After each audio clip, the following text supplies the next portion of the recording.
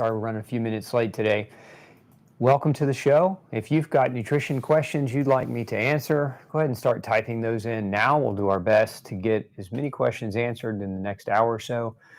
If you missed our show on L-histidine, the amino acid responsible for stomach acid production and histamine regulation, make sure you check that show out. We'll have a link below for you to do that. We're going to prioritize questions about histidine today, and then afterwards we'll get to other questions as well. If you're new to the show, make sure to check us out at Gluten-Free Society. We have a number of great, fantastic free resources on how to navigate diet, nutrition, and autoimmunity. And if you go over there and sign up for our newsletter, we'll get you dialed in with a bunch of great information that can help you navigate these topics. So let's dive into your questions. Let's see. Here we go. Okay, so question, or there's a statement, then a question. So coming from Melinda, which is about taurine and histidine. So both are necessary to help. So first of all, Melinda, so here's the statement. Both taurine and histidine can help increase acidity in the stomach to help with digestion, and taurine can slow down transit to help with absorption of foods that take longer to digest. Which one would you recommend for a family member with a gastric bypass to help them get more nutrients from their food? So first of all, taurine doesn't increase stomach acidity. Taurine increases bile acid production. So it's a prerequisite to make bile acids, which are released by the gallbladder into the small intestine to help digest and absorb fats. So taurine has no effect on stomach acid. So if we're talking about somebody with a stomach bypass, depending on which type of stomach bypass, to improve digestion predominantly, it's a tough call because, the stomach is being bypassed. So again, sometimes they staple part of the stomach, so there's still feedback in the stomach, and sometimes they bypass it altogether. If they're bypassing it altogether, there's no point in taking L-histidine to increase stomach acid when you're bypassing that organ.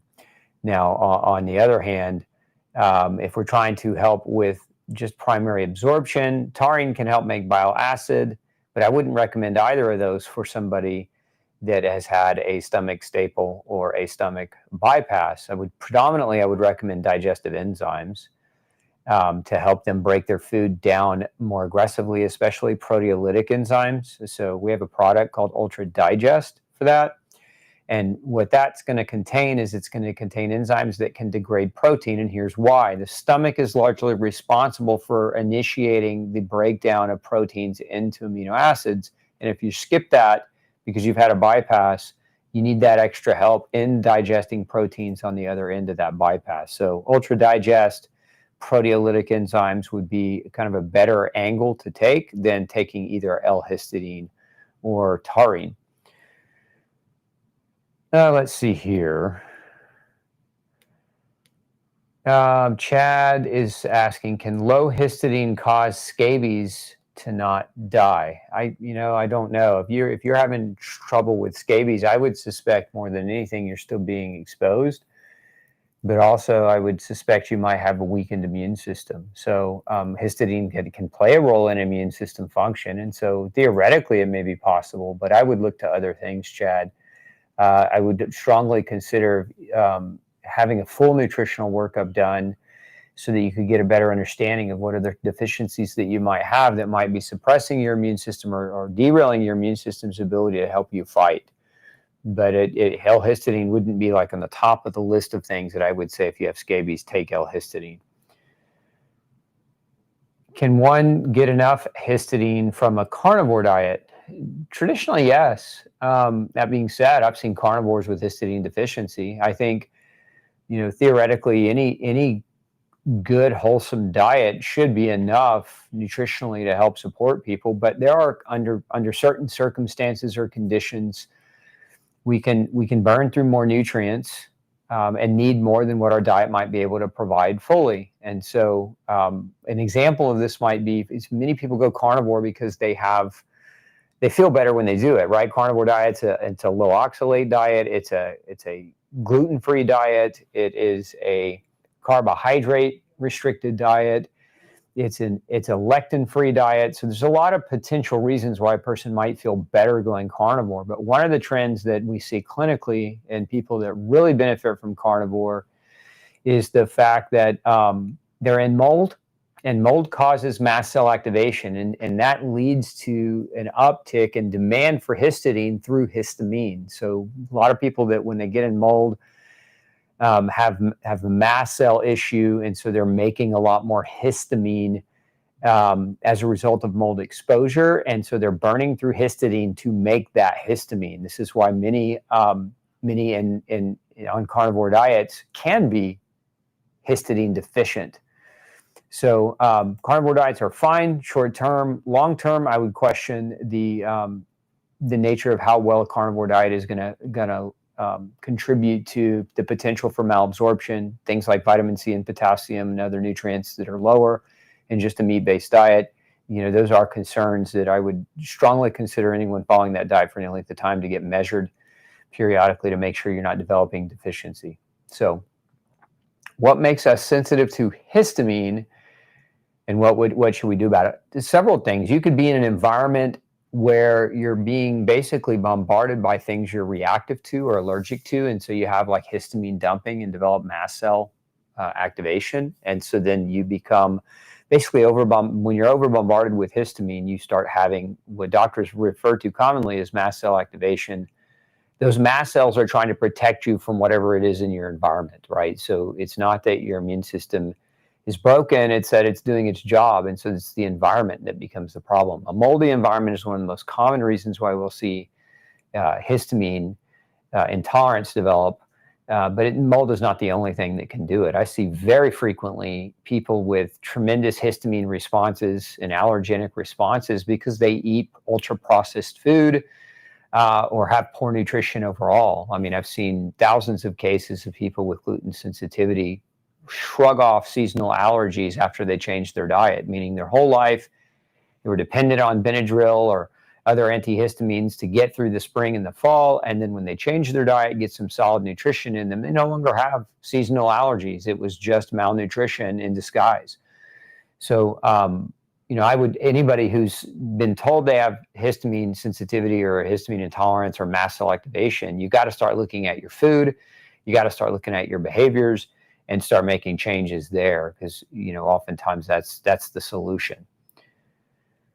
Another question about antihistamine. So is it worth taking antihistamines for seasonal allergies? Seems like a bad strategy over the long run. It is, in my opinion. If you are having to pull, you know, over-the-counter antihistamines to get through spring or fall, or if you have year-long allergies for that matter, and so many people do. I've encountered so many people that their doctors have put them on year-round antihistamines. It's a horrible strategy. Why? These drugs inhibit stomach acid, so they'll cause malnutrition through that. But these drugs have also been linked to dementia, cognitive decline. Histamine's a neurochemical. We don't want to block it because it helps our brain think clearly. It helps us have good memory. So if you block it as a long-term strategy, it is a bad idea in my opinion. So what's the strategy? You got to figure out how to strengthen and shore up your immune system so that you're more tolerable of environmental allergens. And sometimes that strategy is what I said earlier: eating better, not eating processed food, getting the right nutrients in you. Things like vitamin C and bioflavonoids have histamine stabilizing effects. So they stabilize the membrane around mast cells and make them less prone to leaking histamine. So that's a strategy. Many people have gut damage, and there's an enzyme that we produce in our gut called diamine oxidase, which breaks histamine down. And if you're eating garbage food that's damaging your gut, you're not making the enzyme that can help you break down the histamine, so it stays in your circulation longer, creating and wreaking its havoc, which is, you know, akin to the watery, teary, itchy eyes, the itchiness in the skin, etc., that many people suffer when they have allergies. So think of your gut as an important aspect, and what you put in it as an important aspect to overcoming histamine response, and as a strategy to ultimately be able to get off of having to take antihistamines, you know, indefinitely, to symptomatically suppress your immune system to not have allergy symptoms. Let's see here. I did the INA test, and my excuse me, my levels of histidine are very low. How much should I take? Is 10 milligrams per kilogram enough to fix this insufficiency? So I generally would start in my practice, Lynn, I will generally start somebody on anywhere from, from 1,500 to 3,000 milligrams of histidine per day as a starting point. So I'd say that's a very safe starting point. Research is pretty clear. You can get upwards of over 8 grams as I think the lowest observed adverse event or effect on histidine is like 8 grams a day. So, we're talking about, up to 3,000 milligrams or 3 grams a day. So well below that lowest observable adverse effects line. But that's where I would start. Take it with food. If a lot of people will take histidine and it might bother their stomach. You take it with food, you're going to be just fine. Some people will tell you that don't take amino acids with food because the other amino acids in the food might compete for the absorption with L-histidine. But we eat proteins all the time with all the amino acids in them, and we absorb those just fine. So I'm not so much worried about having to parse it out. Just take it with food in divided doses. As far as morning or night, I wouldn't worry about the timing of it so much. It's just be consistent with your dosing. If you split it into 2 divided doses over the course of your day, you'll be just fine. Let's see, how long before I test again? So if you've tested your histidine, you're going to supplement with histidine and you want to retest. Generally 6 months is a good time frame to do another INA type test. So if you're doing intracellular nutrient analysis, that test value is good for 6 months. You can supplement for 6 months and then recheck it. Let's see here.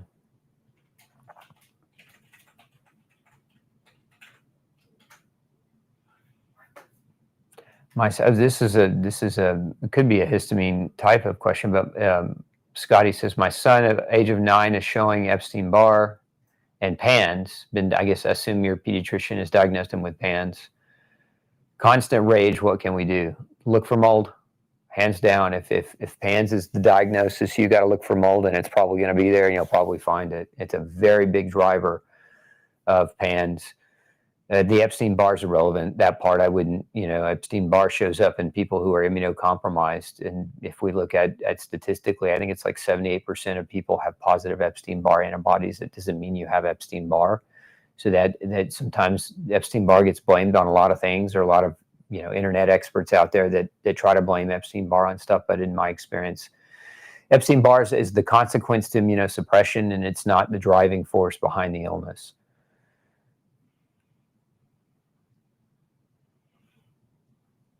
Let's see here. Is it okay to take your multivitamin and 5-MTHF supplement? I have 2 MTHFR mutations and also gluten sensitivity. I just don't want to overdo it.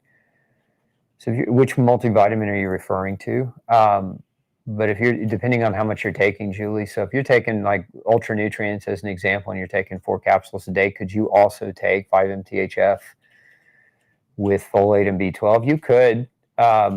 But if you're going to megadose anything for longer periods of time, you definitely want to get them measured or have them monitored. With folate, I mean, you could go upwards of,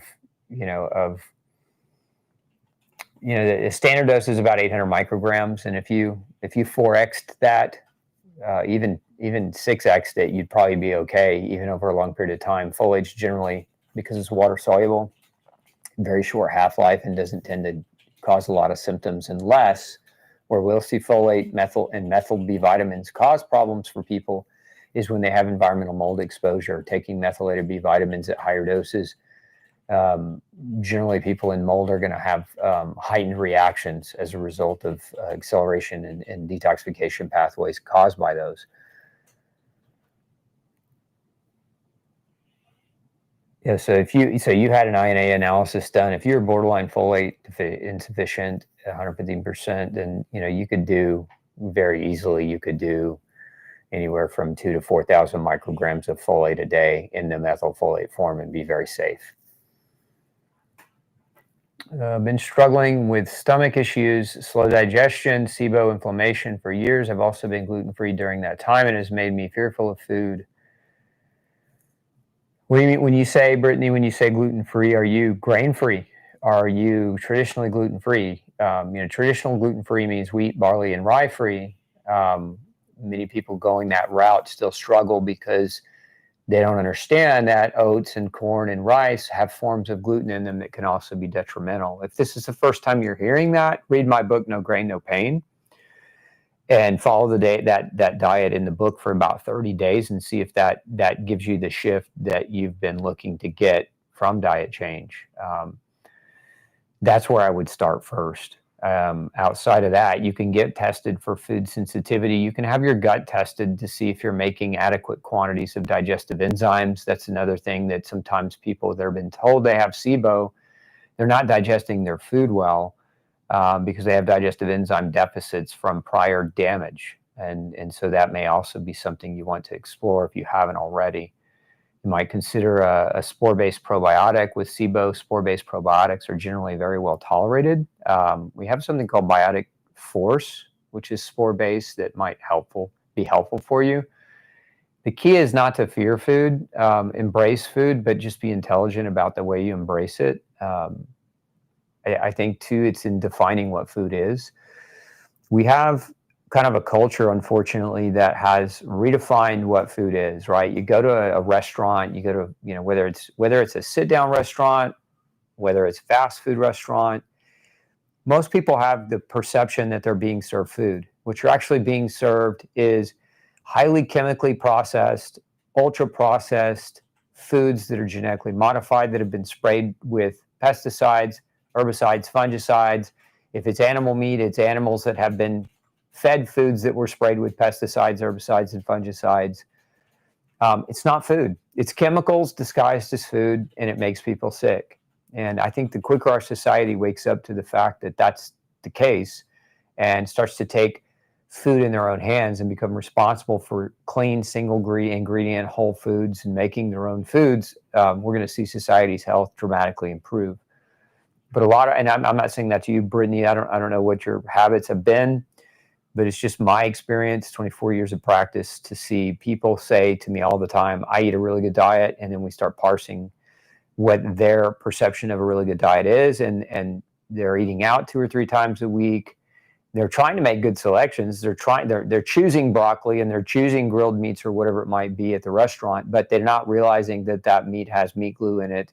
They're not realizing that MSG and seed oils that are doused all over the food ingredients, and sugars being doused on those food ingredients. And so they're getting exposure to things that they wouldn't choose to be exposed to. But restaurants are all about flavor and repeat customers and cheap products at high profit margins. And as long as everyone has an understanding of that, they can make a better decision about whether they choose to go out and eat. I don't eat out. It's just something I don't like to do. Well, it's not 100% true. Every once in a while I'll eat out, but generally I'll eat before I go, and I'll minimize my food selection, or I'll pick a restaurant that's an organic farm to table style restaurant when I go.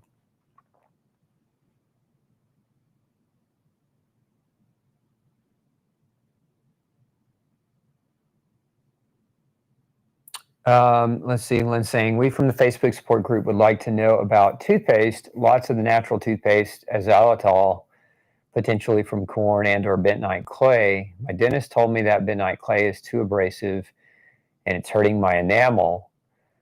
Plus, I saw a warning about bentonite serving as it has traces of lead in it. I have very sensitive teeth. What can I use to remineralize my teeth? Is calcium carbonate a good idea? I mean, you don't need to use something specifically to remineralize your teeth. I mean, your teeth get your minerals from the food that you eat. So it's not like a product. A lot of people are selling like gums to remineralize teeth that have hydroxyapatite in them, and that's fine. You certainly could use some of those things. You just have to check it for any other taboo ingredients.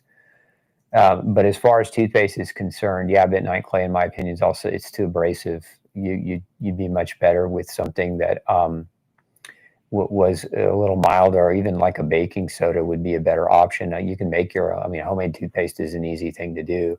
I'll have to do a show on toothpaste. I just haven't had that on my radar until now. So thanks for putting it there. We'll come back and do a more in-depth dive with that.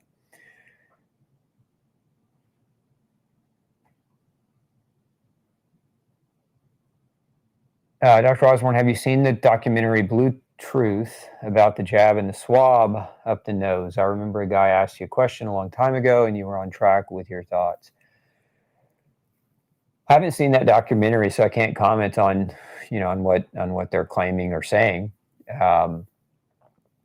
But I do have my thoughts and suspicions about that swab. I never voluntarily took or never took one of those tests. First of all, swab tests to measure PCR for the presence of infectious disease are BS.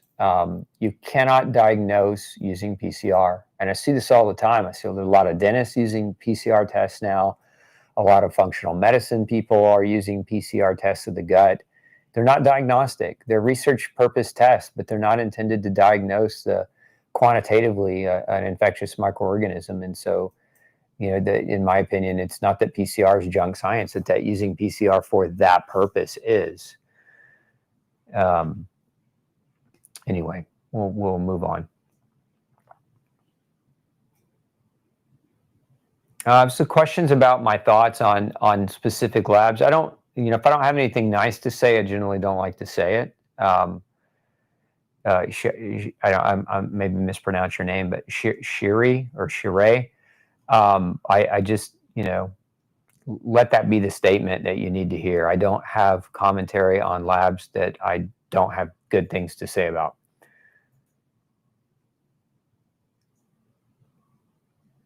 Met someone who stated that I developed mold internally from food not breaking down fast enough. Sounds like gut enzyme issues. Do we grow mold in our bodies from partially digested food in the GI tract is the question. No.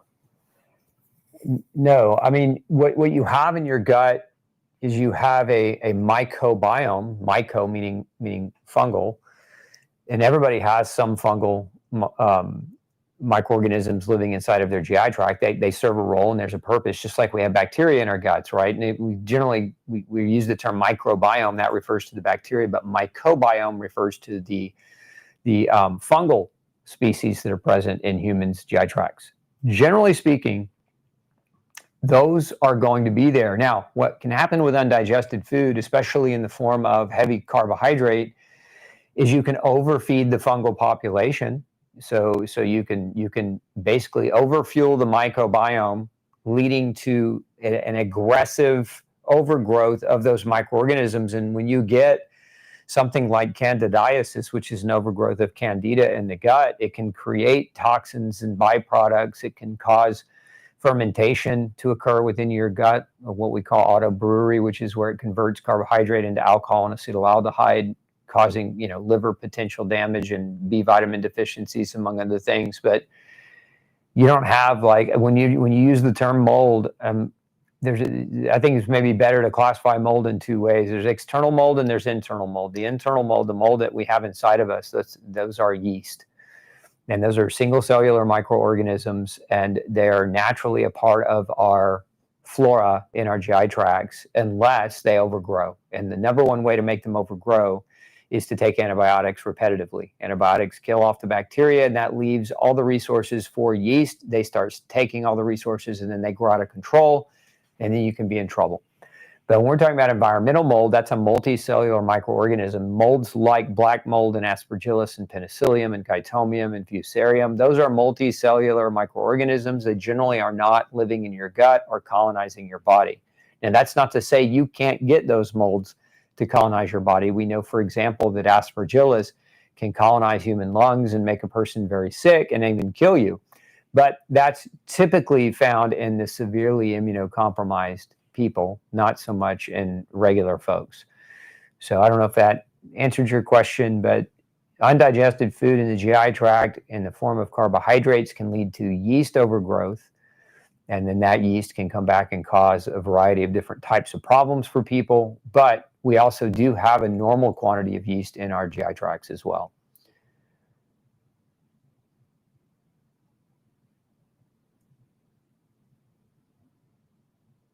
Let's see.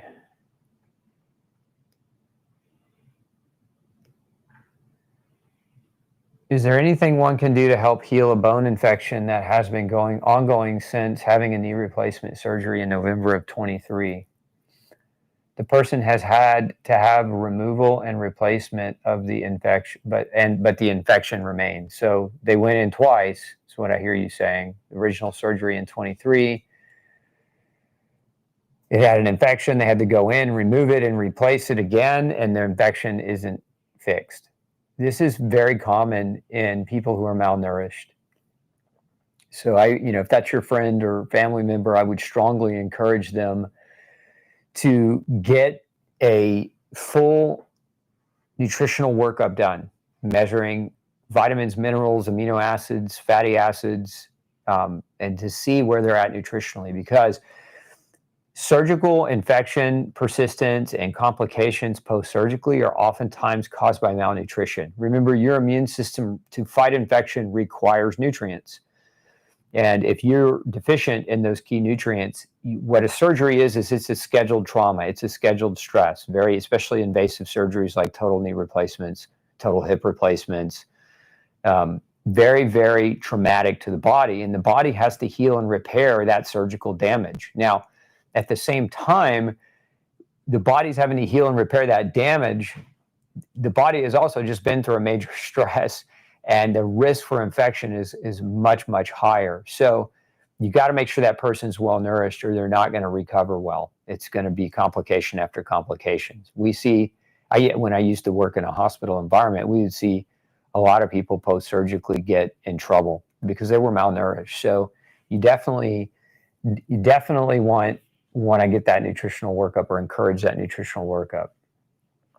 Outside of that, they can try some general things. Like if they're not willing, they can try high doses of vitamin C, high doses of zinc. We actually have something called a post-surgery protocol, nutritional protocol. Can we post that, Mel? We'll put that in the link in the show notes here for you to forward that on or share.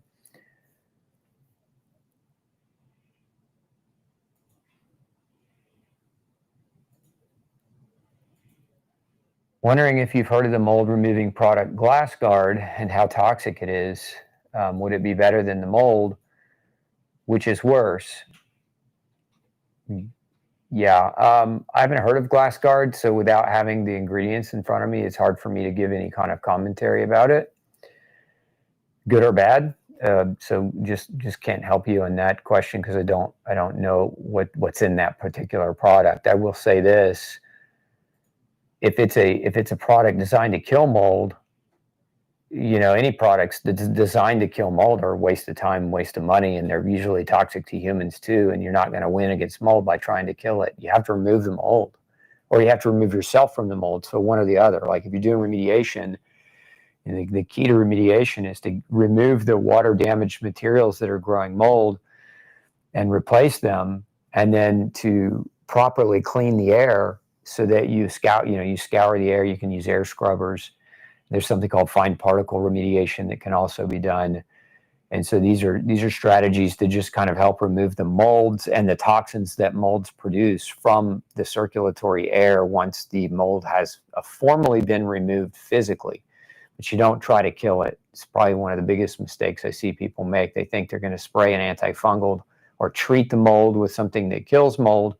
And all you really do when you do that is you piss mold off and you make it angry, and then it sporates and it creates more mycotoxins in an effort to try to neutralize the threat in its environment. But you're not going to effectively kill mold if it has a consistent source of moisture.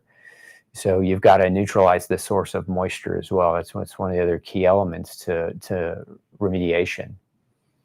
We're working on a pretty comprehensive breakdown of some of these topics on mold remediation, as well as on how to detoxify from mold. And we have several really comprehensive pieces already. If you visit us at MoldJacked, it's our new mold base for people looking for how to navigate mold and mold-related illness. Strongly encourage any of you to go check that out. We're also working on a documentary, and that should hopefully, we're pushing for December of this year, but we'll see how the year goes. A gastric bypass, another gastric bypass can make it harder to maintain your bones. With taurine helping with calcium electrolyte and mineral balance in the body, is it best choice to help with bone issues in a gastric patient? The best thing to do in a gastric bypass patient, Melinda, is to measure nutritional status every 6 months for the rest of your life and supplement accordingly. There's not one thing to do. You wouldn't just say, I'm going to take taurine for better bones, because taurine may or may not be the issue. Calcium may or may not be the issue. If you're trying to be preventative around bones and bone mineralization, need to test, don't guess, especially if you've had a gastric bypass. Gastric bypass is a very serious, in my opinion, the act of a gastric bypass is an assault on human health.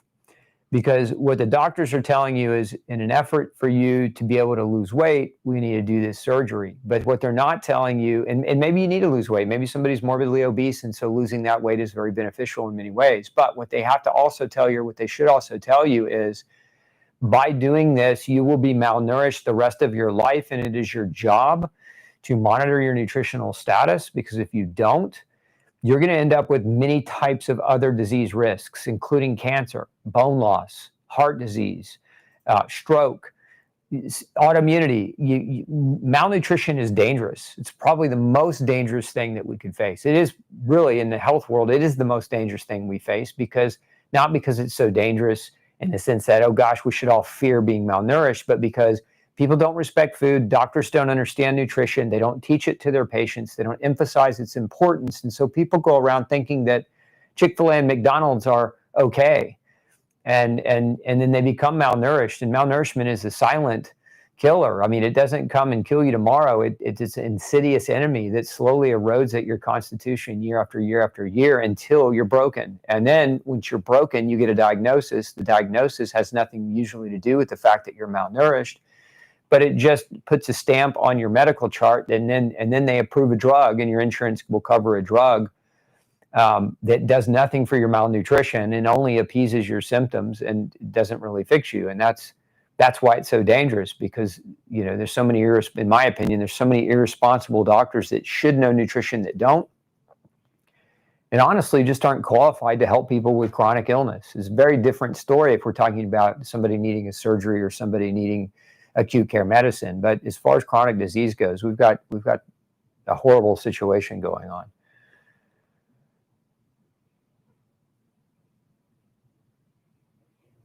So my alkaline phosphatase levels are consistently in the 20s every year for my wellness exam. My doctor isn't concerned because all the other test results are good. How do I figure out why it's low? It could be zinc. It's very commonly zinc, Trish. It could be histidine too.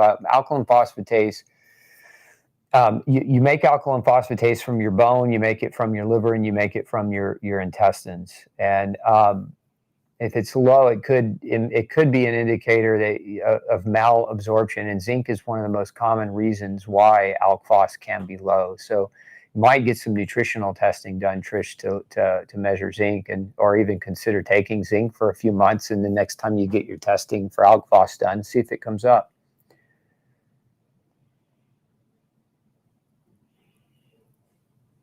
If on a low histamine diet, will taking L-histidine supplement spike your histamine and cause symptoms due to high histamine? No. We haven't seen that be clinical. I mean, in theory, possibly, Mark, but I've never seen that be the case. I've not had anybody who had a histamine problem who took histidine end up with an exacerbation of symptoms. So it's not something I've seen, again, in theory, but not something I've ever seen really be a problem. Alexandra says, why is my B12 always high? If you're talking about your serum B12, high serum B12 usually is an indicator of liver damage. Your liver stores about 18 months worth of B12, and if that liver's taking on damage, it will release B12 into the serum, and that's one of the more common reasons why it's high, if you're not supplementing. Now, if you're supplementing, it could be high. If you're taking a higher or a stronger B vitamin or a good multivitamin with a hefty B12 dose in it, it could be high in that regard as well. But if you're not taking any supplementation, get an ultrasound of your liver. Ask your doctor to check out your liver. What are your thoughts about scintigraphy with IV contrast versus ultrasound of the thyroid? I mean, I don't like any kind of IV contrast. I think most IV contrast radioactive dyes are not healthy, not good. I wouldn't want to inject them past my immune system into my bloodstream for the sake of diagnosing something that wasn't potentially life-threatening. That being said, if the ultrasound is normal, as your doctor, also run additional testing. So there's TSH, T3, T4, free T3, free T4. There's reverse T3 that should all be looked at. There's also thyroid antibodies that might be helpful or useful in investigating. There's also nutrients that are necessary for the thyroid to properly produce and to properly work. Things like iodine and selenium and vitamin C and B2, magnesium, vitamin B12. If you haven't already, watch my crash course on the thyroid and nutrition to get kind of more in-depth information in that topic. But if it were my thyroid, there's no way this is true of any IV procedure where they want to inject a dye. I personally would never do any of those ever. That's just my stance. But everybody's got to make their decision and do what they feel is right for them. But no dyes are going in this body. I don't care what the doctor tells me. I'm just not going to do it.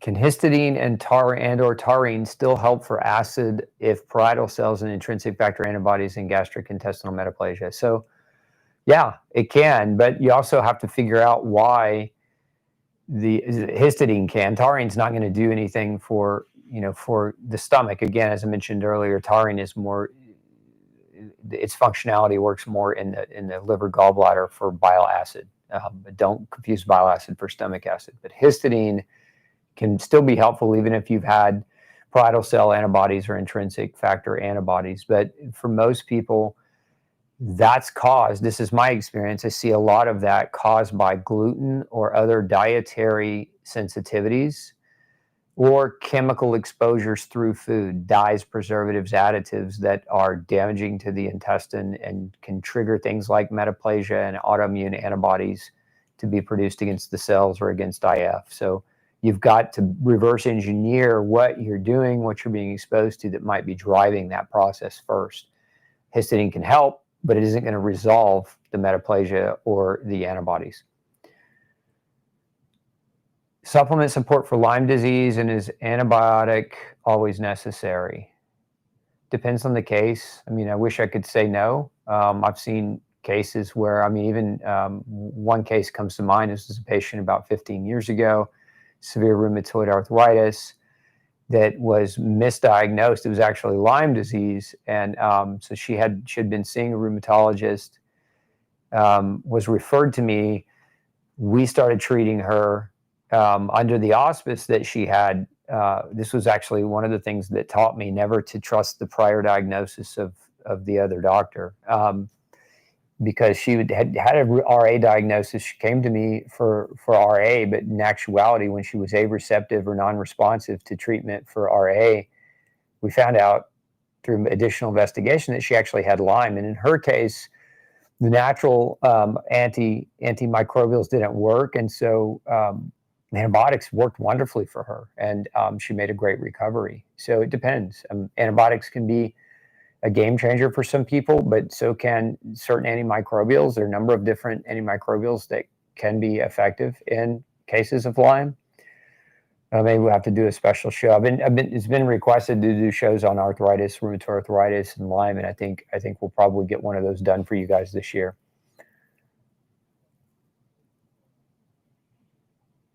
Let's see. Ensure is a protein drink that you find to be low nutrition. Are there any protein powders that are more nutritious? So I wouldn't touch Ensure with a 10-foot pole. That stuff's toxic poison. It's one of those things to me that the owners of that product should be arrested for poisoning our kids with their Pediasure drinks and our adults with their Ensure, talking about how wonderful it is. That stuff is toxic swill corn syrup with synthetic garbage and GMO. Anyway, that's my opinion on that product. But are there better sources of protein? Yeah, real food would be where I would start. Eat real whole food sources of protein. But if you're talking about just like general protein powders, I mean, if I'm partial, I have several formulations, Melinda. So the one that I would recommend that you look into is ultra pure protein. It's a very high quality grass-fed beef protein, bone block protein that is extremely nutritious. But as far as protein is concerned, I always encourage people, get your protein from your food first. Let's see here, Janet. Vision is blurry and has gotten worse. I've been told no cataracts or glaucoma. Is it aging? What am I missing? Hard to say if it's not cataracts or glaucoma, but your vision is blurry. The thing that comes to my mind would be, what is your nutrition like? Do you have vitamin A deficiency? Do you have zinc deficiency?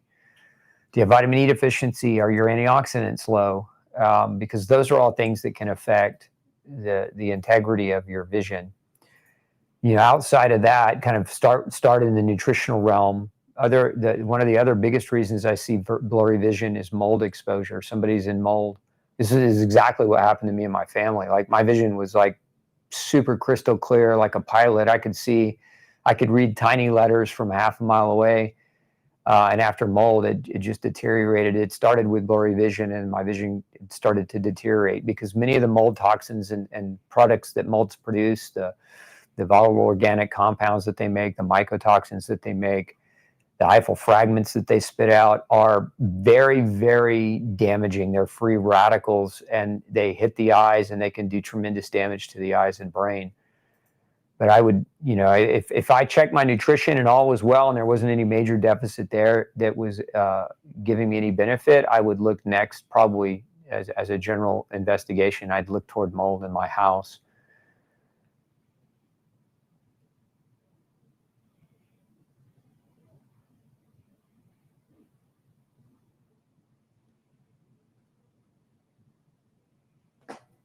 Let's see.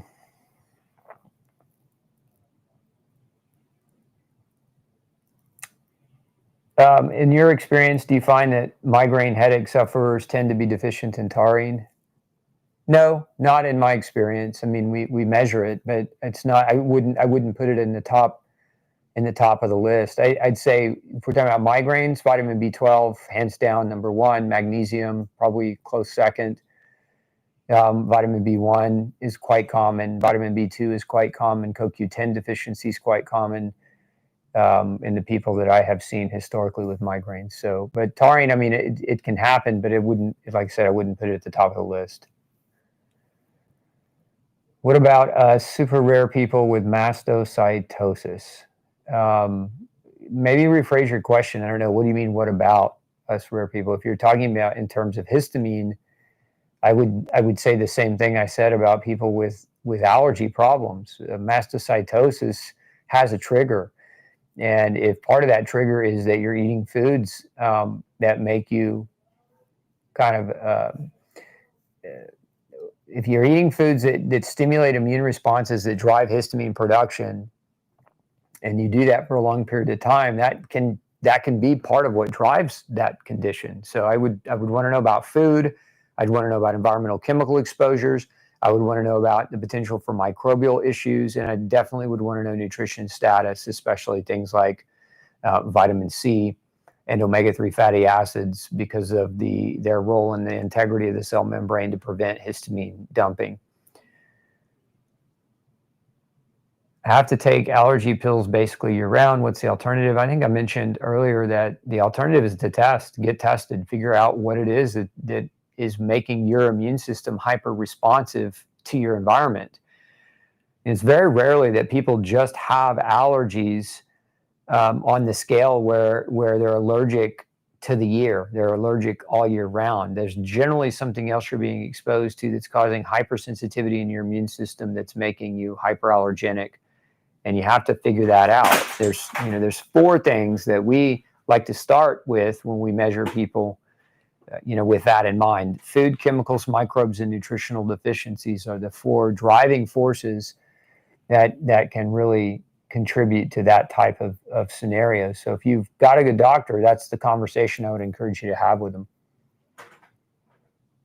Do you believe food cravings are as a result of some sort of mineral deficiency? Or nutrition, yeah, they can be. Not all of them are.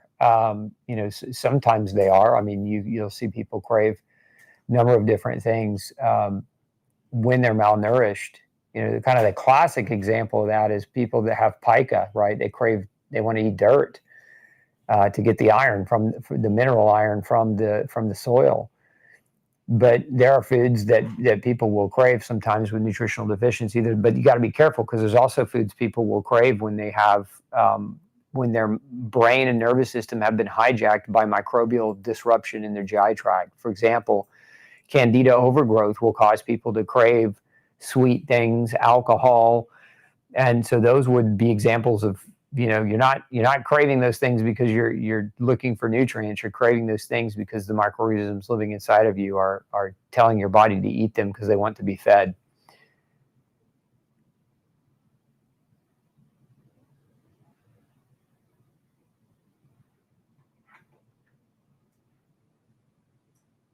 Okay, so let's see. Vance says, thanks for the L-histidine. It helped me for stomach acid production. Focusing on bile production and stomach and gut lining, can you recommend nutrients for this? For bile production, vitamin C and taurine, top two. For stomach and gut lining, depends. A good probiotic will go a long way. Certain bacteria will produce mucin, which coats and lines the lining of your stomach and gut. And so those things can be vital for that. But it also depends on whether or not you have, let's say you have like an ulcer, or even something less than an ulcer, just like an erythematous lesion, in the stomach or GI tract. Sometimes coating using things like aloe vera and marshmallow, what we call mucilaginous products, can be helpful temporarily kind of soothing that area. But if you're talking about healing and repairing the lining, just supplements that are critical. Vitamin A is critical for the gut lining. Glutamine is critical for the gut lining. Probiotics are critical for the gut lining. But at the end of the day, those are speculative. It's not that way for absolutely everyone. And the best thing to do would be to test, so that you can get a better, kind of more customized answer for what may be helpful for you.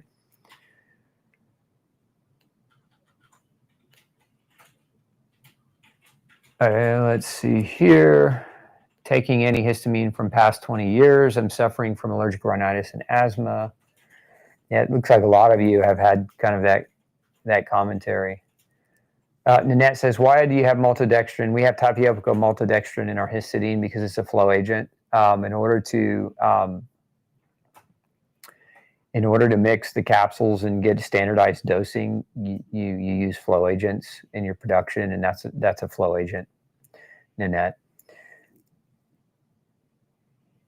Vision change, let's see, not a question. My nose is blocked. My nose is blocked. Do I need to supplement with histidine? There's a lot of reasons why the nose could be blocked, Saman, so I can't really say that, that histidine would fix that. It just depends on why your nose is blocked. Is it blocked because it's swollen or inflamed? Do you have a deviated septum? Do you have a microbial imbalance or growth leading to excessive mucus formation? I mean, there's plenty of reasons the nose can be blocked.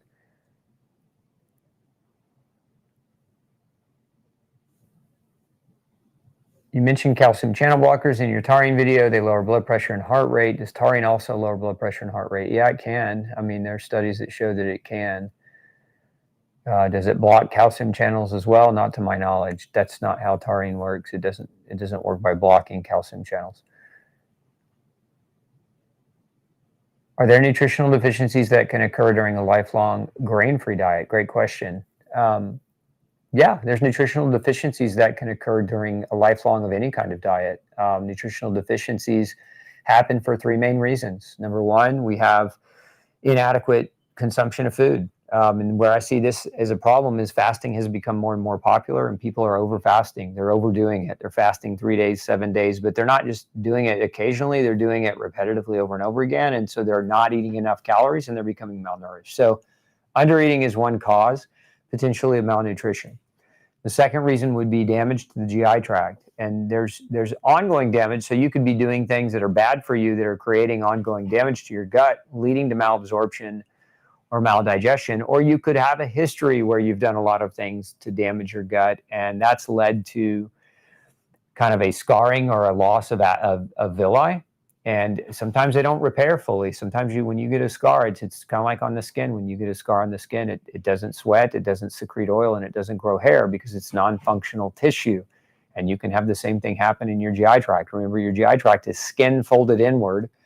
And if you inflame it hard enough, you can damage it and create a scarring that causes future malabsorption risk.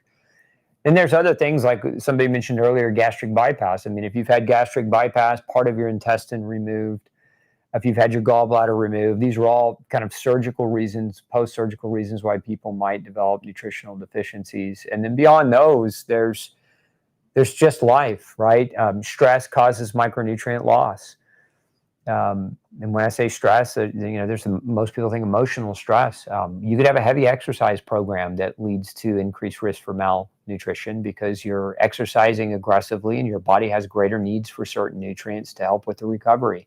You could have chronic inflammation, chronic autoimmune disease, and that, for a very similar reason, it increases the need for nutrients to heal and repair the damage from the inflammation. So any diet, no matter how perfect it is, including no grain, no pain, has a risk of having nutritional deficiencies depending on the nature of how the person is following the diet. Are they eating whole, real foods?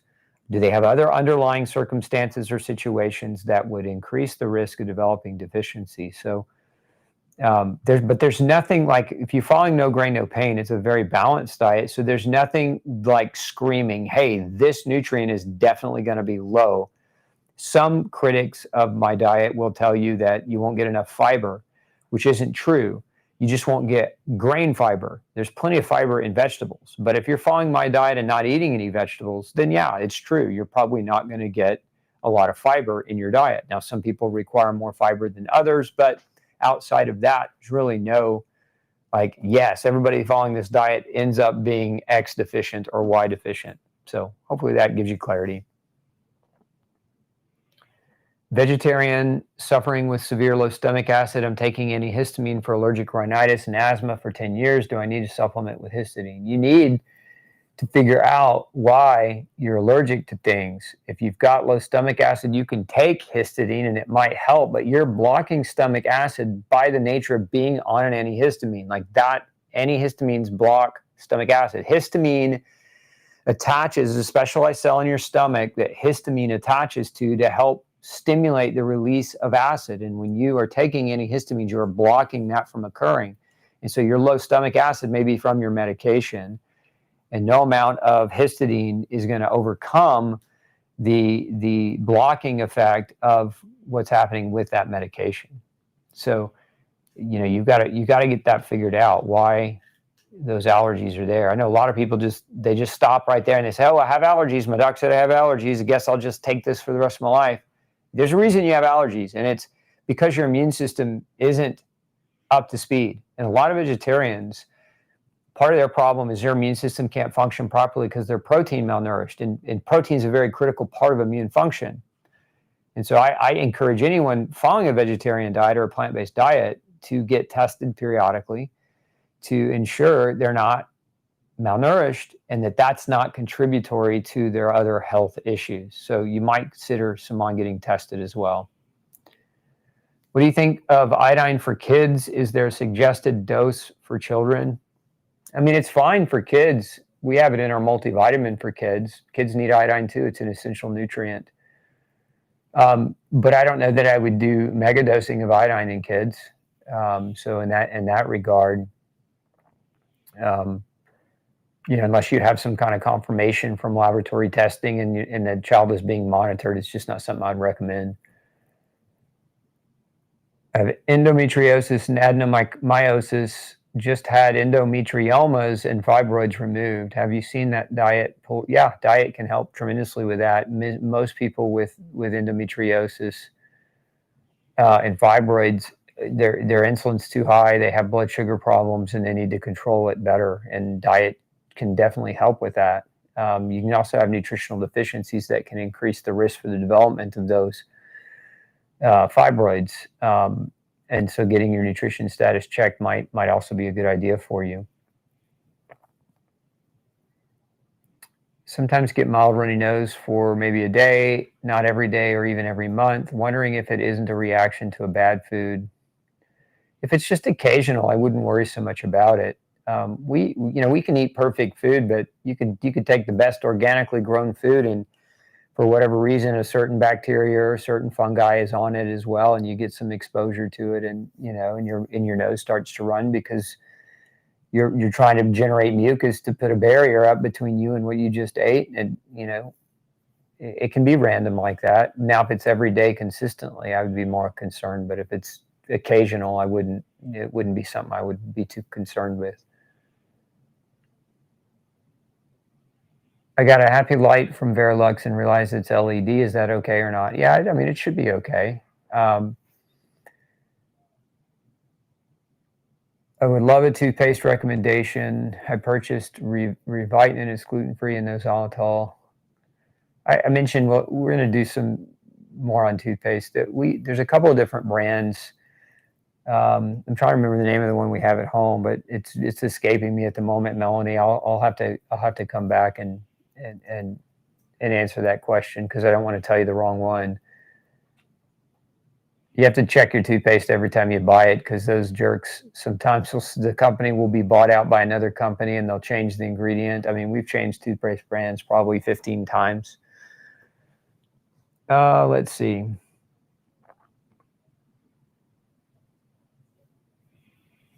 If I take too much glutathione, my lip swells up. Seems like a histamine response. How does glutathione affect histamine? Well, I mean, sometimes glutathione accelerates detoxification so greatly that you can get oddball symptoms as a result of things coming out. But what comes to mind, glutathione has sulfur in it, and one of the deficiencies that are common for people that react poorly to sulfur-containing proteins is molybdenum. So, Nanette, you might consider using Moly-B or molybdenum. It's a mineral that helps your body metabolize sulfur properly, and if you don't have enough of it, high doses or high amounts of sulfur can cause allergic-like reactions like swelling lips, hives, itchy eyes, and things of that nature. Let's see here. When air quality is poor, are you better off getting sunshine or staying inside? It's a terrible world we live in, isn't it? I think it depends on the air quality and what they're saying about the air quality in terms of how poor is it. Generally, I'm going to go get sunshine regardless. At least even if it's a minimal amount, I'm going to go get some. So I would say sunshine trumps. But it also depends on what we're talking about. If we're talking about wildfires, blazing and it's hard to breathe outside, then go inside and turn on your air filters. But if we're just talking about a day where there's a higher air quality of pollution, I'm still going to go get sunshine. I'm not going to stay inside and avoid it. And unless I have some kind of an allergic asthmatic reaction to the air.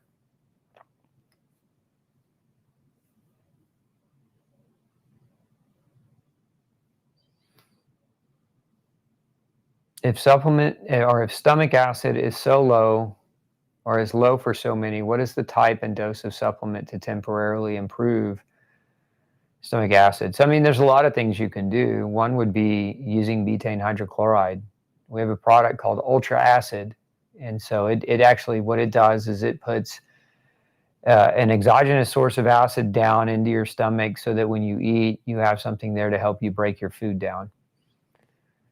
So that would be a temporary fix. It's not a long-term fix. It's temporary. Histidine, really honestly, would be the thing. If you're deficient in histidine and you're making low stomach acid because of it, that's an actual solution. I don't know if that answers your question or not, but those would be the two things I would gravitate toward first. I mean, some people use apple cider vinegar before a meal, a teaspoon, as a mild acid to put on the stomach, but that doesn't fix low stomach acid. It's just more of a symptomatic. Here, I'm going to take this and see if I can get better digestion and better improvement.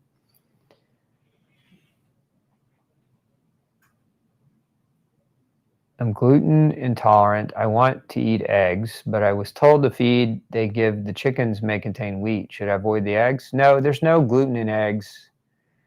Wheat doesn't translate from the mouth of the chicken to the protein in the egg, fortunately. Now, it can in dairy. In humans, we know that because we've studied human breast milk, and we know that mothers who are gluten, who eat gluten, have gluten show up in breast milk. That actually does happen. We've seen that. But nobody, I don't think, has studied cows. Cows have 4 chambers in their stomach, so we don't know whether or not it happens with cow dairy, but there's speculation, and so caution. But as far as chicken and eating grains and that showing up in their egg, that's something we're pretty sure that doesn't happen. So I wouldn't worry so much about that, Marie. What I would worry about is that organic wheat that chicken is eating, or is that wheat that's been sprayed with glyphosate a couple of different times, and now we're poisoning our chickens in order to get the eggs, and so then the eggs by default are also not healthy. The other aspect is how much wheat, because if the chickens are predominantly fed grain, that means that the omega fatty acid level of the egg is going to be preferentially higher toward omega-6, which isn't so good. So I'd make sure it's organic feed. I'd also make sure if they're your chickens, you can feed them flaxseed. They love flaxseed, and that will help balance out the omega in their diet. But chickens naturally love bugs. That's why we like to have them free range, because they're out there eating ants and other bugs, insects, worms, etc., kicking up the dirt, scratching through it to eat, delicious insects to get those wonderful nutrients in their eggs. So not to worry about gluten, but just the quality of the egg itself would be my concern.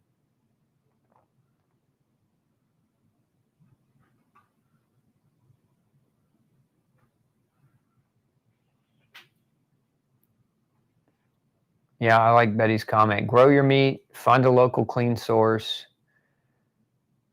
Yeah, I agree. I mean, look, now's the time. This is a revolution. We talk about Maha, the movement of Maha. Whether I don't care what your political affiliation is. It doesn't bother me. I can get along with anyone if they're reasonable people and they can talk reason. But we're in the middle of a revolution right now. Food companies, big corporations have been poisoning us for years and lying to us about it, and we're waking up to that fact. And we're waking up in masses. I mean, we're still not at a critical mass yet. I would venture to say that there's a 10 to 20% of the population that are waking up to this and trying to make meaningful changes and take the health of their families into their own hands. And they've lost trust in these mega corporations who have voluntarily poisoned us and lied to us for years. And the only way you're going to win that, and the only way you're going to cost afford that over time, is you've got to support local companies. You've got to support moms and pops. You got to support local farming community, the co-ops. Because if you're going to support the big mega corporations, I mean, they're importing our food from countries that don't have EPA standards, and they can spray pesticides and other things, and there's no regulation. And so a lot of our food is that. A lot of our food's contaminated with toxic metals. Because companies are importing from highly polluted countries that grow in polluted soils, etc. So supporting local is the best way we're gonna win this revolution. Get back to the reality that food, real food in our culture, should represent love, because it's our tradition, right? When we get together and we have family over and we celebrate, we use food as a celebratory agent, and it's an expression externally of the love that we have for one another. You can't share that love if you're buying poison, because then your intent is love, but your outcome is poison. And the faster we all wake up to that and support local, I mean, the better we're gonna revolutionize this whole chain. The more we're going to reward people doing it right and encourage business growth around local food and farming, and get the damn government doesn't belong anywhere near our health, doesn't belong near our education, near our food, because look what it's done to us. It's ruined all of these things, but at great cost, not just to how we feel and how we're doing, but also at great financial cost. How many people have been bankrupted by by shitty government policy, excuse me. And so I don't care what side of the aisle you're on, whether you're blue or red, it doesn't matter to me. Both sides have screwed it all up. That's why we're here today. So anyway, rant over. Buy local, support people doing it right, and ask them questions, make them better, encourage them to be better. If they're doing it partially right, have a conversation with them and ask them why they're not doing it without any chemicals. If they're using some chemicals, right? Ask questions and be inquisitive, because generally in my experience, good people that are business owners want to do right by their customers, and they want to create a customer satisfaction so that their customer base comes back and they're repeat buyers and they build a business that's long lasting. And so your feedback to them matters more. But your feedback to corporations doesn't matter at all. So if you're supporting local, a lot of times you can affect a change locally in your own community that you couldn't affect in big corporations or other companies that just don't listen to the little folk. And to them, we're all little folk. I'm gluten sensitive and was diagnosed with SIBO and osteoporosis at 50. I also have been taking an antihistamine for over 20 years. How do I find out how to check about why I have allergies? I've done a ton of blood work and was low on D and B12. I mean, there's 4 things you need to ask your doctor to measure in comprehensive nature, Melanie. One would be food, measure for food reactions, because food reactions are commonly the driver of environmental allergies. And so if you can control the food reactions, then your body has more resources in the immune system to deal with the environmental allergens. So measuring food, getting all the chemicals out of your diet and out of your products. You can measure chemicals as well, and I would encourage you to do that. Have your doctor measure for chemical reactivity against things in soaps and shampoos and hair care products and things that you might be using that you don't suspect even that are problematic. Number 3 is your microbiome. Measure it. The microbiome is tremendously important for our immune response. And we know from multitudes of studies that kids that grow up on farms and are exposed to animals and animal poop and and outdoor pollens and other things have more robust immune systems, less allergies, less atopy, less asthma. So those things all stem from a healthy, robust, diverse microbiome, and you can measure that, and you can get information on how to address it and how to help it. And then lastly would be to go deeper. You've had your D and your B12 measured, but you need to have the other nutrients measured. There's 40 essential nutrients that we recognize. Essential meaning that your body cannot thrive without it, cannot survive without it. So those all need to be measured so that you can get a better understanding of how to alter your diet to incorporate more of those nutrients, and if you need supplementation, also potentially to do that as well.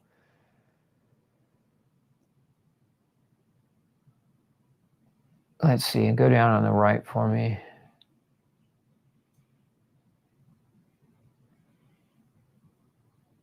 Are there nutrients that we may be deficient in and causing the weakness of the teeth or sensitivity? Yes, very much so. Copper, protein, vitamin C, to name a few. And then beyond those things, a lot of times it's the weakness and the sensitivity of the teeth. Gluten is a major killer of enamel. It'll destroy enamel. We know that it causes an autoimmune reaction against it. So that's a big one if you're not gluten-free. Could cauliflower rice be a good grain-free option aside from regular rice? Yeah, it can be. Cauliflower rice, riced cauliflower. You can take fresh whole cauliflower and throw it in a Vitamix and rice your own too if you'd like.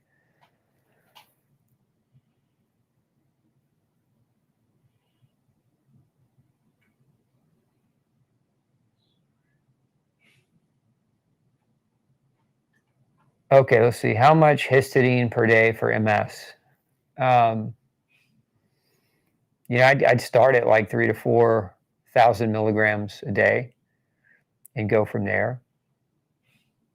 600 milligrams probably not going to be aggressive enough.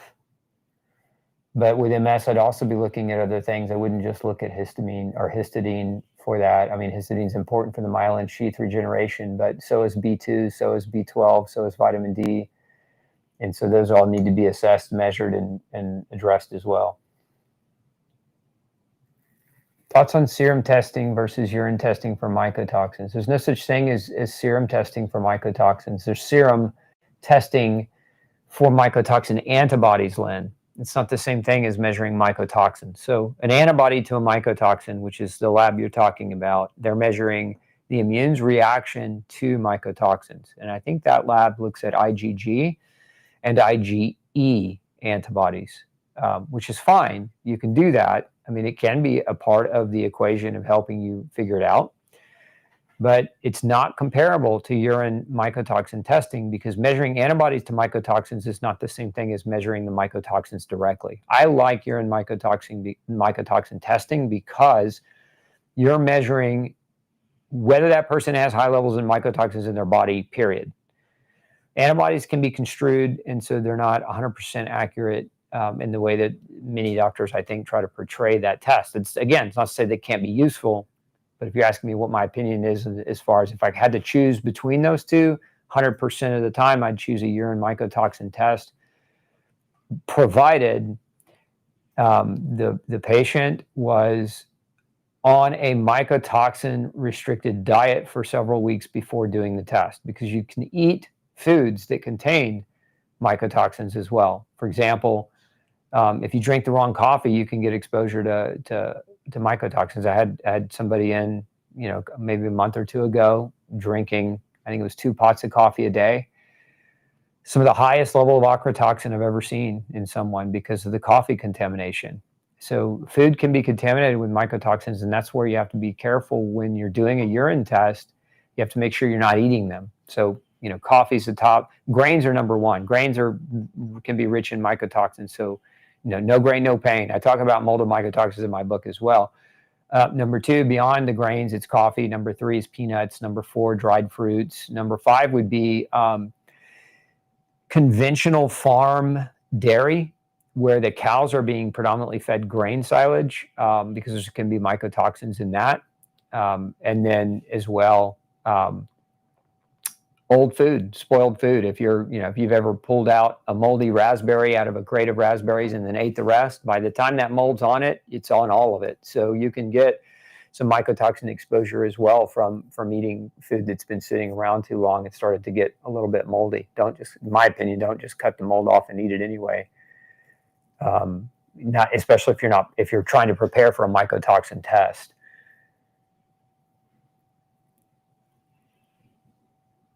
Oh, let's see here. I have one place that buys quality. I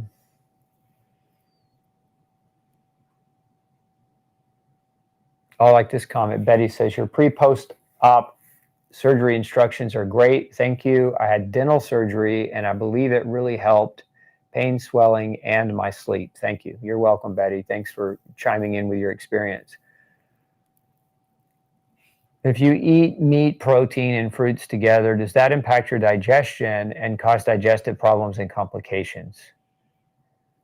There's some people that believe, Sadiq, in food combining or not combining certain foods.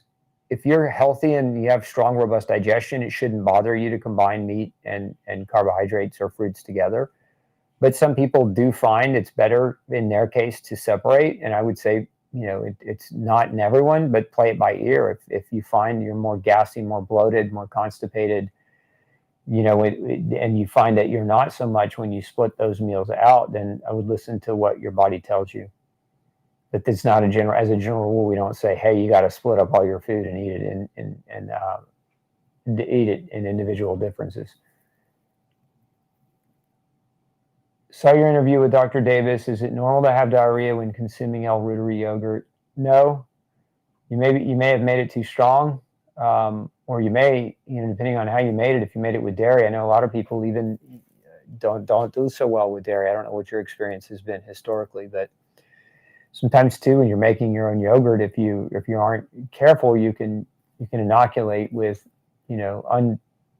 unwanted microbes as well. So there's a lot of variable in that question. Sorry, I can't be more helpful.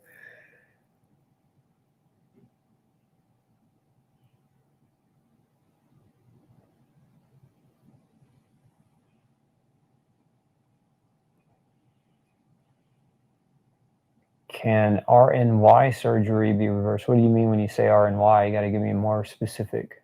A Roux-en-Y? If you're talking about a Roux-en-Y gastric bypass, you need to talk to your surgeon. I don't, I'm not a surgeon, so I don't deal in gastric bypass reversal, so I wouldn't be the best expert to ask that question.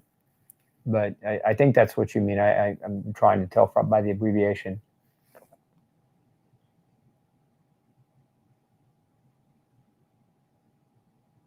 How would you test for mold on the other side of the drywall in a ceiling? You'd do an air cavity sample. You'd permeate the ceiling. You put a tube in, and then you would take an air sample from it. I mean, that's one way. You could also shove a borescope into the, you could make a little hole, shove a borescope in, and see if you could visually put your eyes on any kind of mold as an option as well. You could do infrared.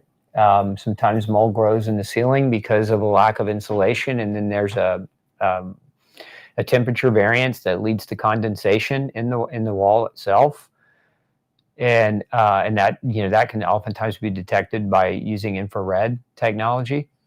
So I mean, there's a number of different potential strategies, Kersey, that a good mold inspector could do. What I would encourage you to do, maybe we can post a link to our how to hire a mold inspector.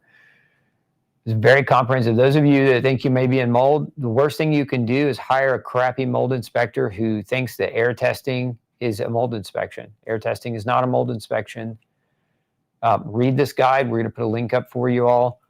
If you're in the market for a mold inspector, and this is your litmus to ask the right questions so that you get a good inspector who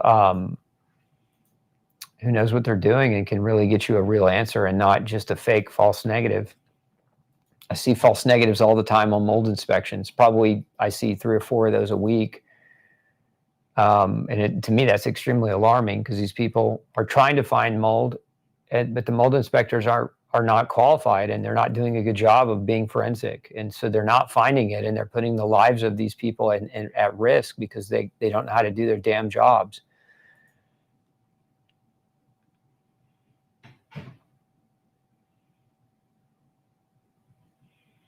Let's see. Lynn's asking, do we have B2? Yes, we have B2, but not as a solo. We have B2 in our B complete. So if you're looking for more B2, we have it in B complete. It's also higher doses in our multivitamins, our multi-nutrients and ultra nutrients.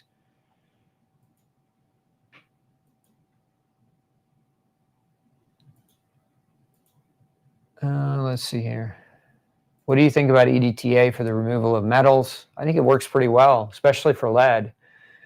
The only risk with EDTA, and it's not tremendous, but you do want to just be aware of it, is that some people if you have pre-existing ulcer, you wouldn't want to use EDTA. It can irritate the stomach, or you'd want to resolve your ulcer first. But EDTA for some people does cause stomach upset and nausea. And so just be aware of that. The other thing you have to be concerned about EDTA is that you don't want to use it indefinitely. You don't want to use it every day indefinitely because it doesn't just bind heavy metal. It also binds calcium and magnesium and zinc and copper. And so, the risk of high dose long-term use of EDTA can contribute to malnutrition of minerals. So I would say if you're using it, number one, take breaks periodically, make sure you're checking your mineral status, and even probably consider using a mineral supplement as a kind of a buffer to prevent, or to reduce the risk of developing mineral deficiencies while using it. I think that's probably one of the biggest mistakes I see people make is they take too high of a dose for too long, and then they don't buffer with other minerals. And so they end up with major mineral deficiency after trying to get rid of heavy metals. So all those things be important to take into consideration.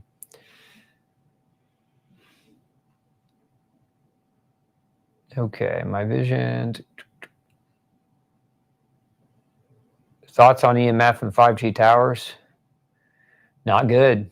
It's not even really my thoughts as much as it's the literature and the research that's been published in this area. EMF and 5G are, if you're around them in close proximity to them, for long periods of time, it's not good. I think the fact that they're putting these towers up on school grounds to take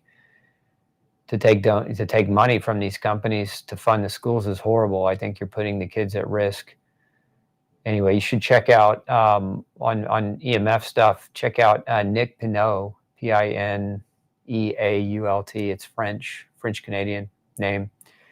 He's done a really good job of putting together a lot of information on EMF, 5G, and really looking at the science and making it accessible to average folks who don't understand the depth and the nature of that science. And so he has a really good informational site about that type of thing. How long does it take to clear mold out of your body? Is there a specific supplement to take? Depends. It depends. So how long does it take to clear mold out? So mold, you don't have, it's not mold in your body that we're worried about. It's mold toxins and the other chemicals that mold produces that can compromise your body. So to get those out depends. It just depends on how long you were in it. It depends on how well your liver works, how well your kidney works, how hydrated you're staying, whether your bowels move properly, how often you sweat. There's a lot of variability to how well and how quickly somebody can detox. But as a general rule, I can tell you what we do is we start people on a 10-week protocol. We're actually going to be publishing that protocol to Moldjacked very soon. But the reason I haven't published it yet is I'm trying to really be thorough and detailed and help people understand the nature of how detoxification after mold exposure happens and what is necessary, so that we're just arming you with as much information as possible to do a great job. But we start people on 10 weeks and then we recheck them, and then after a recheck we see where they're at, we make some decisions. We may go longer. Sometimes that's all it takes. Sometimes 10 weeks is 10 weeks and done. Where there's variables is when somebody thinks they're out of mold, but they're not out of mold, and so they're still being exposed. And we figure that out because they're not getting better as we're trying to detox. It's not working, and a lot of times we end up finding mold again. Somebody moves out of mold into mold, and that's one of the biggest frustrations for folks, because it's trying to find a way to get out of it. But tremendous amount of variable in how long it takes. I'd say, as a general rule, if you're out of it, about a year on the high end, and can happen much faster depending on the person.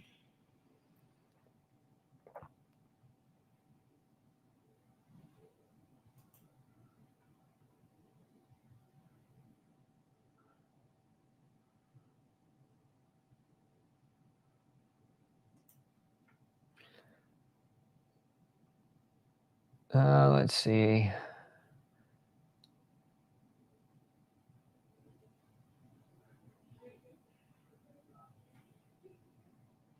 Not a question. Okay.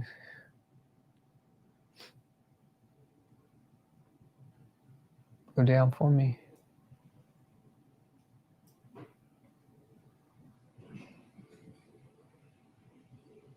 Have arthritis in all my joints. What do you recommend? No grain, no pain. Start there. Mariana, read my book, follow the diet. Come back and let us know. Come back in a month and let us know how the diet worked for you. But that's the first place you start. Start with your diet. Differences between histidine and histidine with zinc. I mean, if you're talking about histidine attached to zinc as a chelate, or histidine with zinc in it as well. So like zinc plus histidine in a supplement. I'm not sure what you mean, Scott, but if you're talking about there's a histidine supplement you're looking at, but it also contains zinc, how much zinc, and what's the intention of the zinc.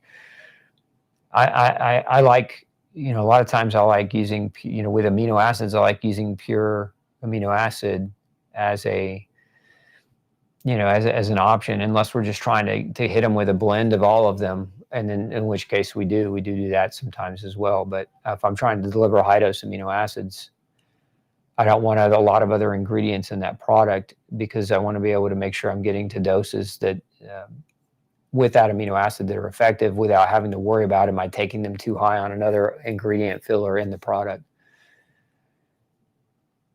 When gallbladder is removed, which supplement is best? We have something called Lipogest that I recommend people without gallbladders use. We can put a link up for you if you'd like, but Lipogest contains ox bile that, and a few other ingredients, but that help to basically support your digestion of fat and fat-soluble items as your gallbladder's not, functionally doing the work that it should because it's not there.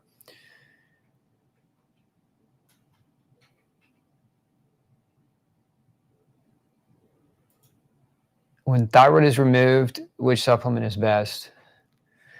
I mean, if your thyroid's not there, you need to be on thyroid medicine. This is one of the indications. I mean, you need thyroid hormone, and if you don't have a thyroid gland, follow your endocrinologist's prescription order.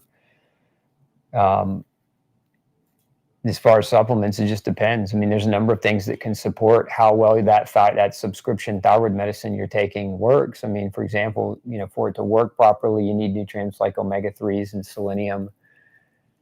You need vitamin D, because these all play a role after, when people are taking thyroid medication, they're either taking a T4 or a T3. Mostly it's T4. And T4 has to be converted into T3, and that can't happen without selenium and iron. And then once you have T3, you definitely need omega-3 and vitamin A and vitamin D for that T3 to communicate to the nuclear membrane. So those are all necessary and important for thyroid hormone functionality beyond the gland itself.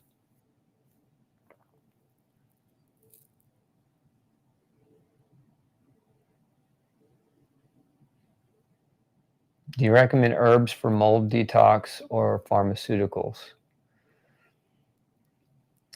It depends. I don't really like the pharmaceuticals for mold. If you're talking about mycotoxin detoxification, cholestyramine, which is the most commonly prescribed medication, it's a binder. It's a bile acid sequestrant, so it binds to bile so that it's not reabsorbed.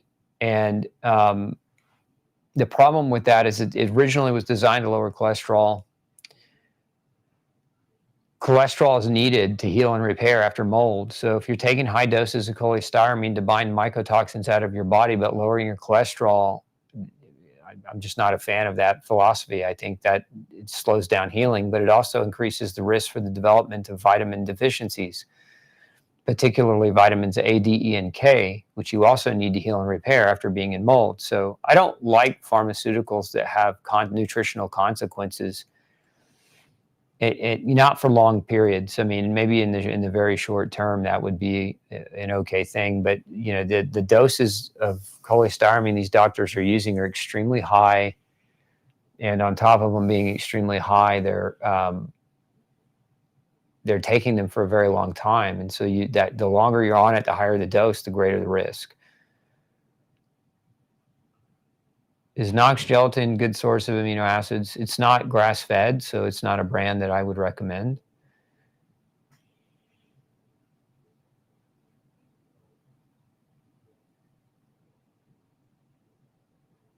I read where taurine helps get rid of seizures in dogs, and since it gets rid of nephritis, it should help our eyes. No, not a question, just a comment.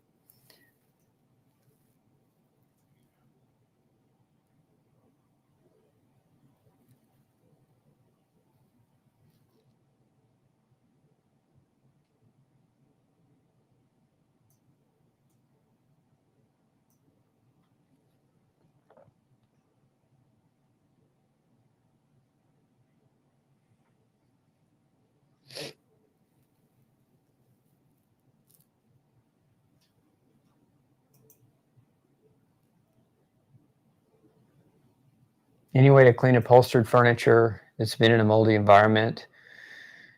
I wouldn't try. Upholstery furniture has big cushions. Those cushions are usually saturated with, the chemical release from a water damaged building. That could be anything from VOCs to mycotoxins to fragments to endotoxins from bacteria that grow along with mold. And so every time you sit on that couch and you depress that cushion, you create a positive pressure. And so anything that's stored in that cushion is just shooting up into your air and you're just breathing it in. How do you accommodate that? How do you remediate that? To me, it wouldn't be worth it. It just wouldn't be worth it, especially if your family was very sick and you were trying to get them healthy. Like every time you sit on the couch, you're getting poisoned. Couches, big fabrics, those types of things are not things that I would personally attempt to remediate. I mean, I don't know how many of you watching are spiritual or not. I am. Read Leviticus. If you go watch my trailer for Moldjack, the movie trailer there, I mean, we've got the Leviticus quote there. I mean, if a home is moldy, remove the moldy materials and take it to the edge of town and to a dirty place. I mean, I'm paraphrasing there, but I mean, the Bible's pretty explicit on how to deal with mold, and it's not to try to remediate the cushion. It's throw it out on the edge of town in a dirty place. Get rid of it. It's not worth keeping. It's dirty and it's going to keep you sick. And I know that's hard to hear. I understand it's expensive to replace furniture, especially nowadays. But I mean, I don't say it lightly. I lost an entire home to mold. I lost everything I ever owned in my home to mold. So I didn't take it with me. There are things you can take with you, but generally anything that's porous or fabric with deep cushions and things of that nature, I didn't try to remediate them. I didn't try to take them with me. So, take that for what you will. I know it's a heavy message, but I'd rather somebody leave behind something than to take it with them and then stay sick and then wonder why they're staying sick and then come to the conclusion that it was their couch. And now that couch has contaminated the rest of their nice, new, clean home. And so, now you're creating a new problem. What about itraconazole for mycotoxins? Itraconazole does not treat mycotoxins. Mycotoxins are not alive. You don't kill them. You detoxify from them, but you do not kill them. Itraconazole is an antifungal. It's a nasal antifungal. And, it kills if you are colonized with mold. And so you can be colonized with mold. Some people have mold infections on their skin. You see it in kids, you see it in pets. It's one of the bigger causes for eczema. So that's colonization of mold. Some people's GI tracts are colonized with candida, and that's a type of fungal overgrowth or yeast overgrowth that itraconazole is sometimes used for. And some people have immunocompromisation where they have mold growing in them for sure, and they're colonized, and so a nasal antifungal might be a good choice in that regard. But just understand that itraconazole is not a treatment for mycotoxins. Mycotoxins and mold is two different things. Mycotoxins, think of mycotoxins like mold poop. They're non-living structures that have highly reactive ability to damage human tissue. They suppress DNA, RNA, and protein synthesis. So they accelerate the aging process in people when you're exposed to large amounts of them. But you cannot kill a mycotoxin and you cannot treat it with a drug. The way you get rid of mycotoxins is, number one, is you quit being exposed to them, and number two, you use binders because you got to pull them out of you. You sweat them out, you pee them out, you use binders in the intestine to pull them out through the intestine. But itraconazole is an antifungal that kills molds, it kills fungus. So I would just want you to understand the difference because, there's so many, I see a lot of doctors that just inherently put people on antifungal drugs and they don't have a fungal infection. They have mycotoxin exposure, but they don't have a fungal infection. And so you don't treat mycotoxins with something that's designed to treat a fungal infection. You treat mycotoxins appropriately. And so it's important to know the difference. Now, some people have both. And so, if you have both, if your doctor's measured and tested you for both, then, follow your doctor's orders. But if your doctor's saying, I'm going to use itraconazole to treat your mycotoxins, get clarity. Is low histidine involved in lupus symptoms? Don't know. I haven't seen any research on that. I haven't seen a correlation with that tremendously so much in my practice. Now, we do know that low histidine has linkages to RA, rheumatoid arthritis, and rheumatoid arthritis and lupus are kind of in a similar family of rheumatological autoimmune diseases. And so there's a potential possibility, but it's not something I've seen aggressively in people with lupus. Recently diagnosed with celiac disease at the age of 25. As a child, I was underweight, and now I'm 6 feet tall, and you're only 49 kilos. Yeah, very much so, likely due to nutritional deficit. You got to get checked. Yes, sir. Get your nutrient levels checked. You're underweight for sure at 6 foot. You should be, no less really probably than 180 pounds, which divide that by 2.2, give you your kilogram weight.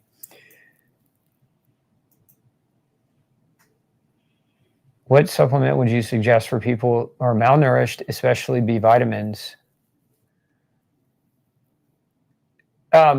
Be complete, but you can take more than one capsule. If you've got severe deficiency of many B vitamins, you can take, I put people on up to 4 capsules of the B complete.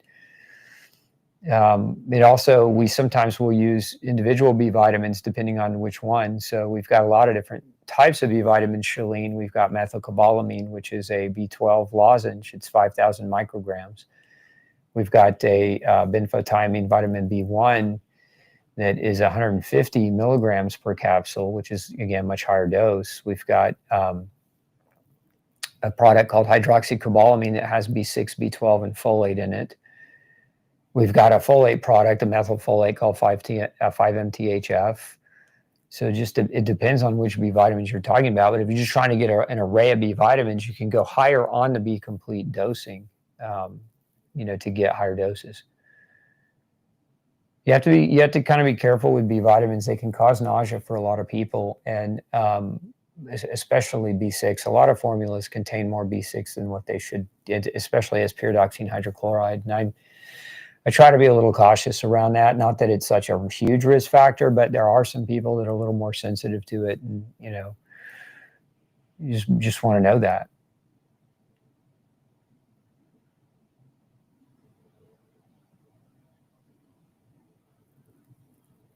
Is turkey tail mushroom or mushrooms in general good or bad for mold?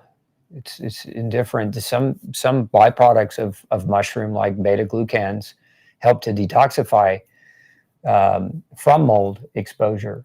So it's not that necessarily mushrooms are bad. Where I would be, especially some of the immunomodulating mushrooms like reishi spore and lion's mane.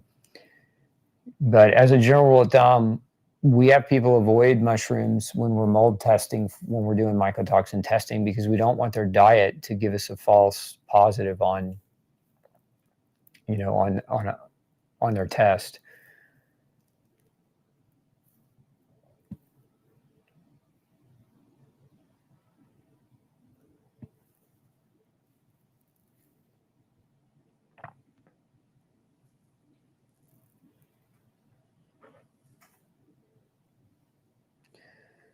Do you advise doing an IV with provoking agent before doing the mycotoxin urine test? No.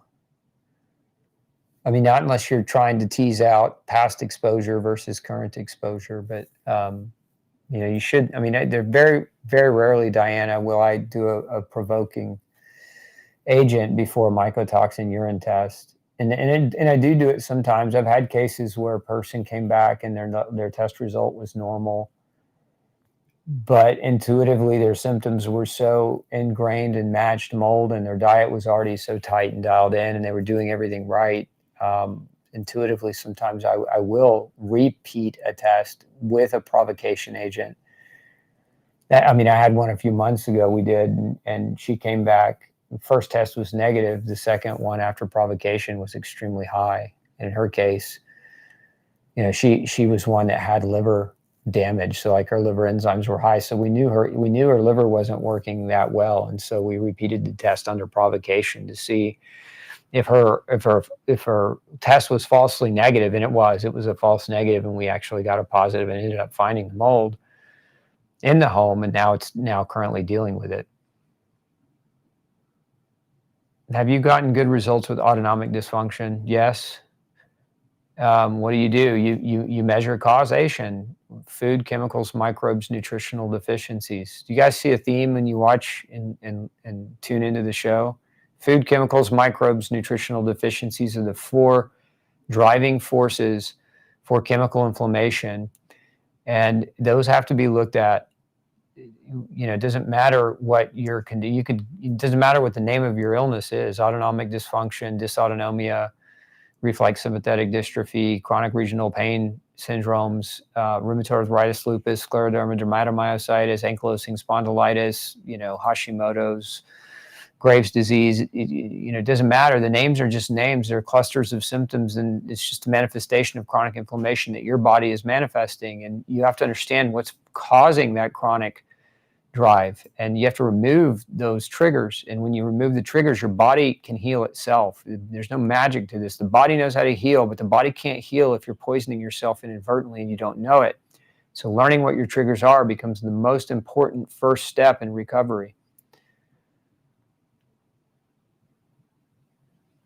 Can you tell on an oats test if the mold is colonized? No, you can't. An oats test gives you clues. There's certain chemicals on an oats test that would they can be produced as a result of being colonized, but they can be produced by other things as well. So you have to be careful how you look at oat test and make that type of determination. That you can't, on an oat test, you can't measure mycotoxins. Can we take B6 100 milligrams, add supplement every day with PCOS? As long as you tolerate it, I would make sure you're using a P5P type of vitamin B6, but I would maybe not think about starting at 100 milligrams. I might think about starting at closer to 10 milligrams and then work your way up from there, but possibly higher. I mean, 10's a good place to start if you're doing it on your own. That's if you're working with the doctor, that's a different matter, because generally the doctor is going to monitor you and walk you through the potential for any kind of toxicity. But if you're on your own, just be cautious. Okay. Well, that's it. We did another session. Thank you so much, guys, for tuning in. I appreciate you every week coming in and supporting us. There's multiple ways you can support us. One is just to be here every week, ask your questions, share the content with family and friends. Together, we can help more people find answers that are meaningful, that lead them to the road to get healthy and empower them, right? We don't want to be enslaved to a medical system in a food paradigm, in a governmental paradigm that has lied and poisoned us all for decades. And so the best way we can overcome that is empower ourselves with knowledge. And that's why I'm here. I'm here to help you with that. So the more you share, the more you care, the more people we can reach, the better the world becomes. Because when we're all healthy and nutritionally sound, we think better, we behave better, we love better, and it's just a better place to live. You can also support us. Look, if you're looking for nutritional supplements, we have over 100 products at glutenfreesociety.org.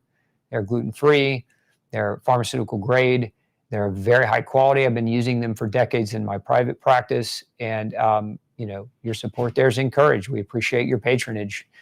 If you want to look into nutritional status and you'd like to do nutritional testing or get measured for gluten sensitivity, we also offer lab testing there at glutenfreesociety.org. And so again, we appreciate that support. Those of you who use our services, you make this show possible. We do not allow advertisers or sponsors. So, your financial support through patronage is greatly appreciated. So thank you so much.